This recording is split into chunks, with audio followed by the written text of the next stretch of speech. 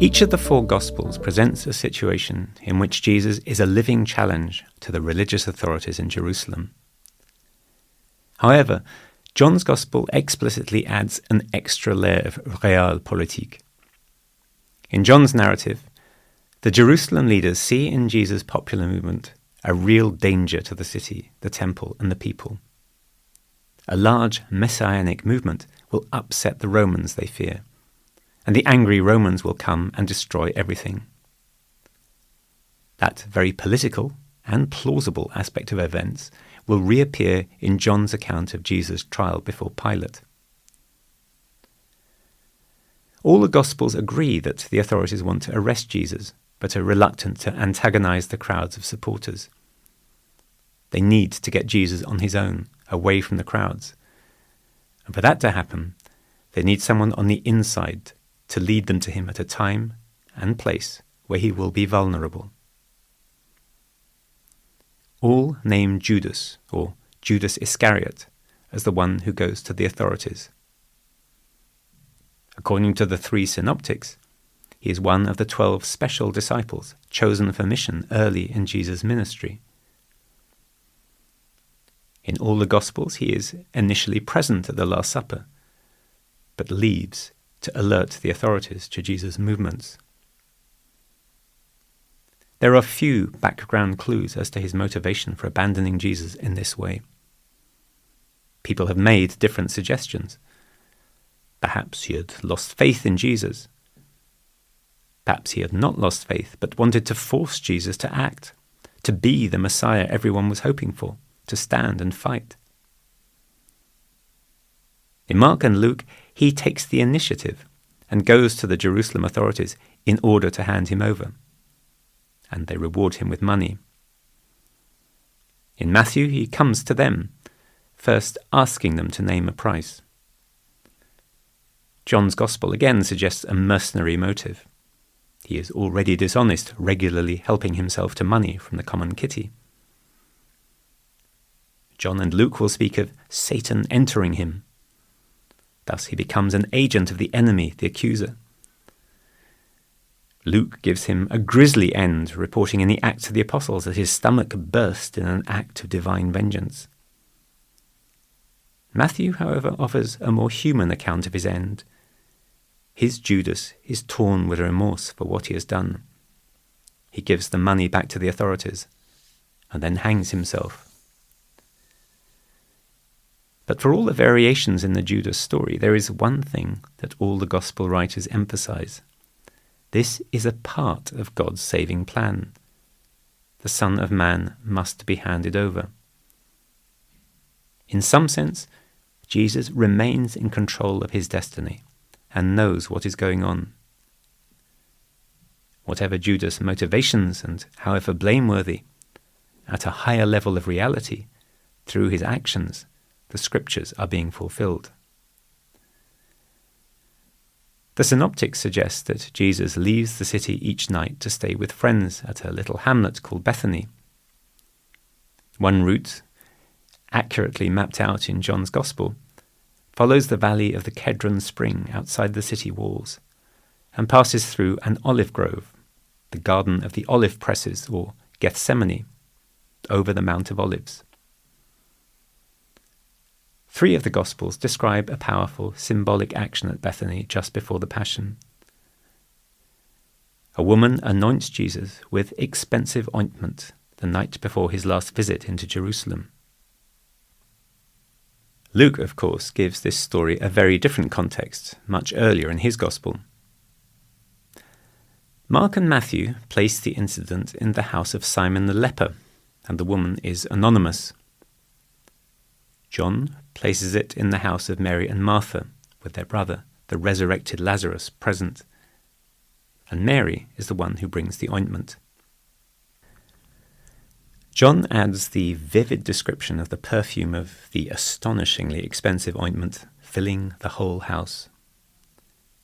The woman wipes his feet with her hair. The disciples are shocked at the waste and the expense. It could have been sold and the money given to the poor. But Jesus welcomes the act. He reads it as a heartfelt response to who he is. a generous and priceless acknowledgement of his gracious presence among his followers. This generous action is also prophetic.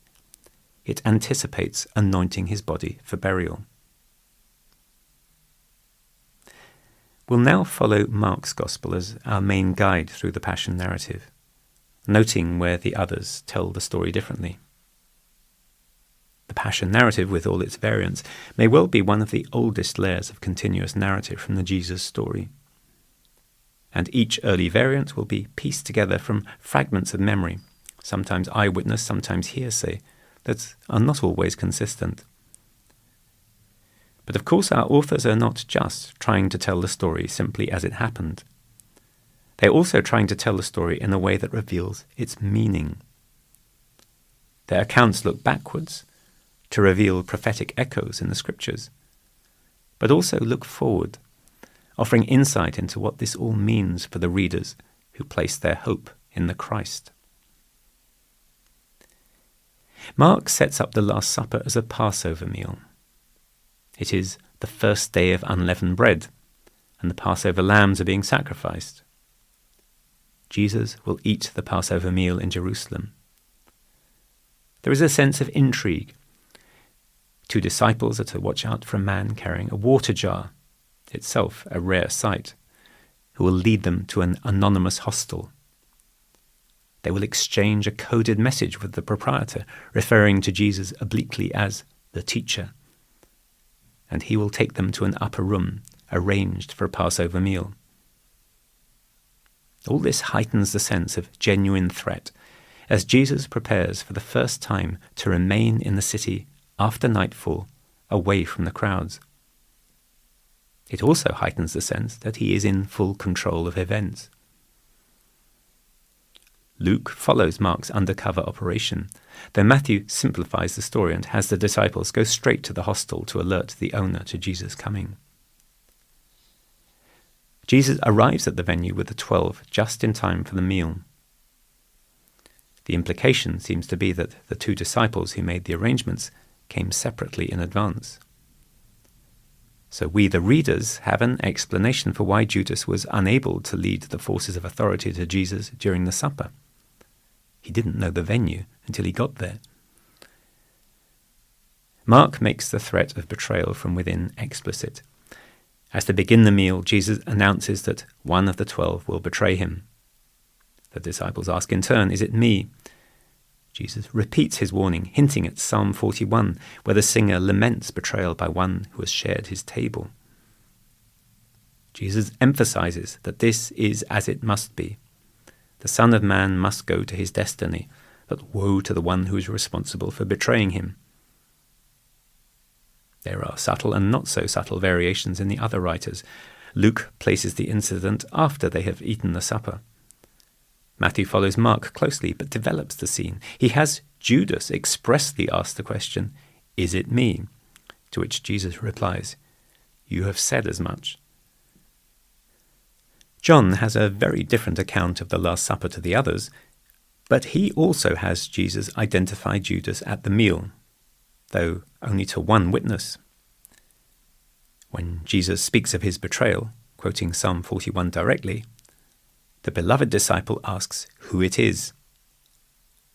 Jesus identifies Judas with an act of tragic symbolism, the one direct hint of a Eucharistic action in John's version of the Last Supper.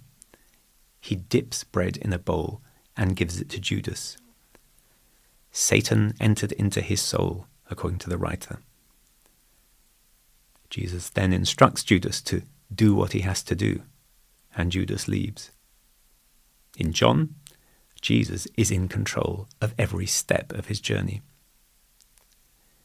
But let's return to Mark, who, alongside Matthew and Luke, presents the meal as a Passover meal, rooting Jesus' action in the great act of liberation from Egypt. This is the level of narrative that begins to explain what the events all mean for the Christian reader.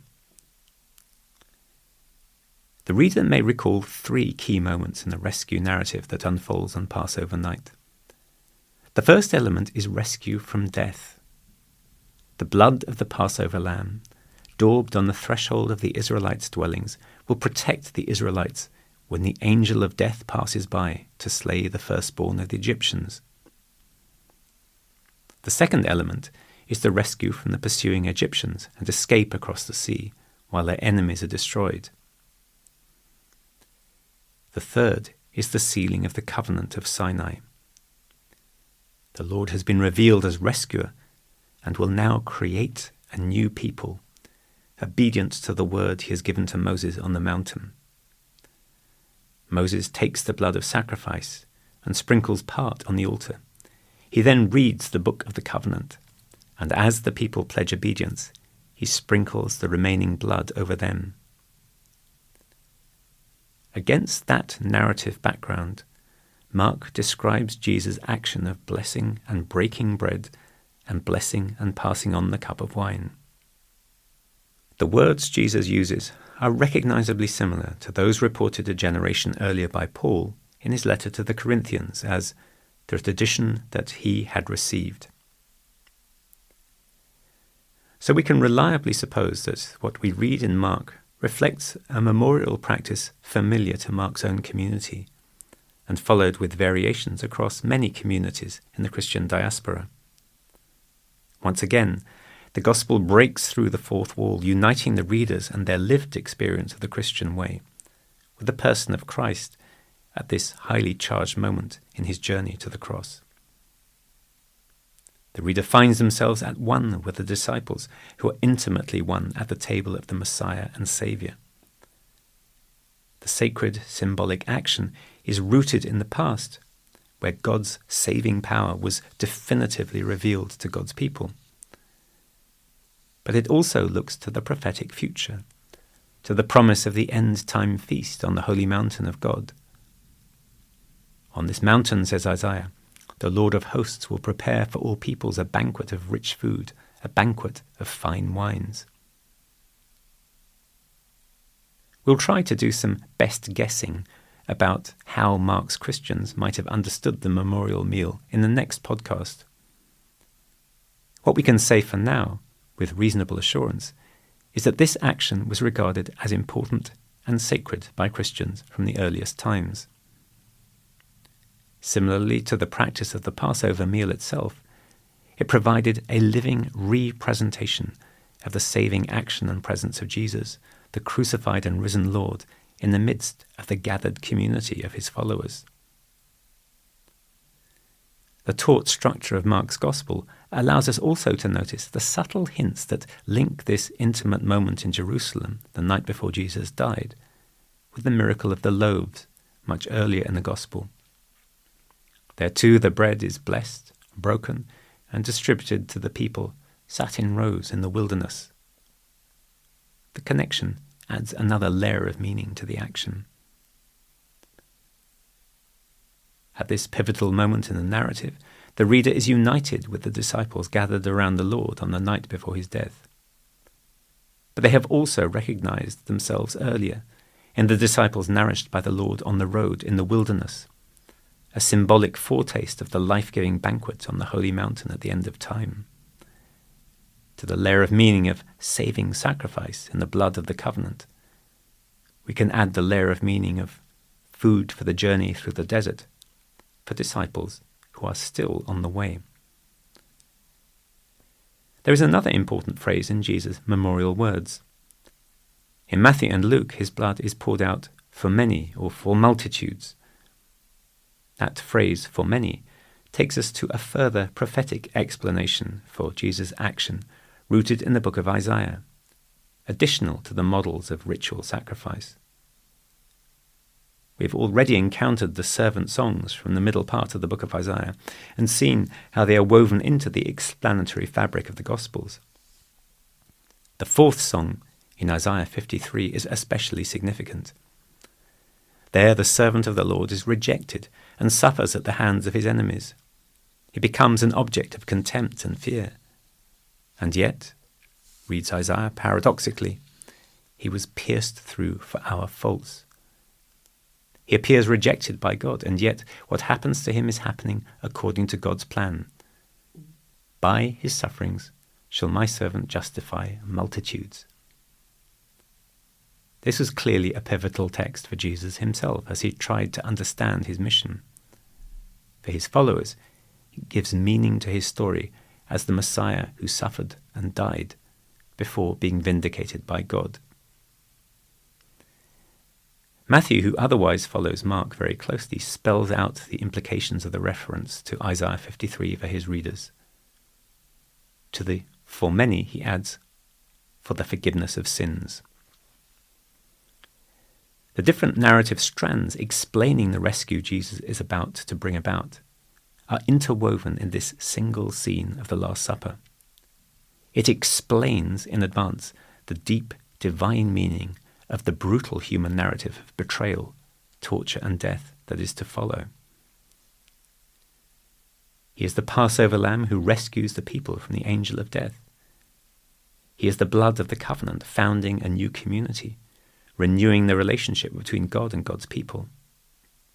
He is the suffering servant, promised by Isaiah, whose rejection and death mysteriously atones for the sins of the many and gains them their freedom. He is food for the journey, for his followers on their way through the desert to the banquet on the holy mountain. In Mark and Matthew, Jesus finishes his blessing of the cup, makes explicit that connection with resurrection and the end time.